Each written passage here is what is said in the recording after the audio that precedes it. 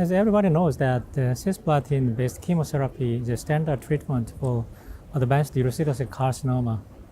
But in practice, about up to 50% consider the cisplatin-unfit for various reasons.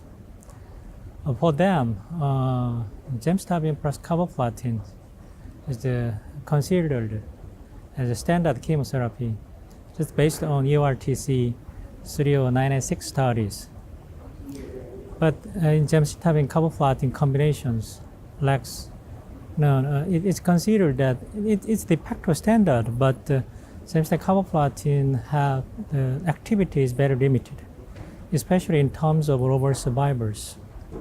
In addition, it have significant mild toxicities. So about 50% patients have grade 3 or 4 neutropenia or thrombocytopenia. And a significant number of patients have to skip or reduce the dose. And we all know the medical oncologists know that oxaliplatin doesn't have renal toxicity, and hematologic toxicity is very favorable. And there are several trials that assess the activity of gemcitabine-oxaliplatin combinations in advanced urothelial carcinoma, especially cisplatin-unfit. So we consider that if the gemcitabine-oxaliplatin have activity and very favorable toxicity, it could be used in that patient is cisplatin-unfit. And so we conducted a comparative study with GemOx in comparison to gemcitabine-carboplatin, the same dose and schedule used EORTC 30996.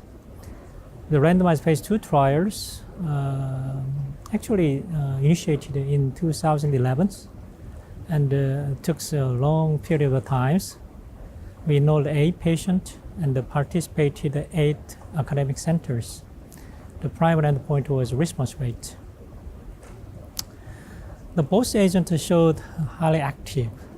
The activity of gemcitabine-oxaliplatin 55%. And the toxicity, as we expected, grade 3 or 4 neutropenia, leukopenia, and thrombocytopenia. The grade 4 anemia and is much higher in gemcitabine-carboplatins. But as everybody knows that oxaliplatin combination chemotherapy has toxicity in peripheral neuropathy. So about 50% of patients, the GemOx experienced peripheral neuropathy, and about 8% have grade 3 neuropathy. So we can conclude that gemcitabine-oxaliplatin has a very favorable and comparable efficacy in patients with cisplatin-unfit. The interesting point is that we dissected the patient, grouped the patient according to creatinine clearance. So the patient with creatinine clearance less than 30. Actually, there is no standard for for those patients.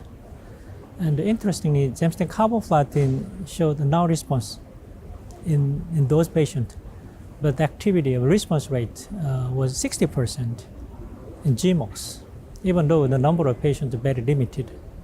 So I think that gemcitabine-oxaliplatin could be new options for patients with very poor severe renal dysfunctions, and could be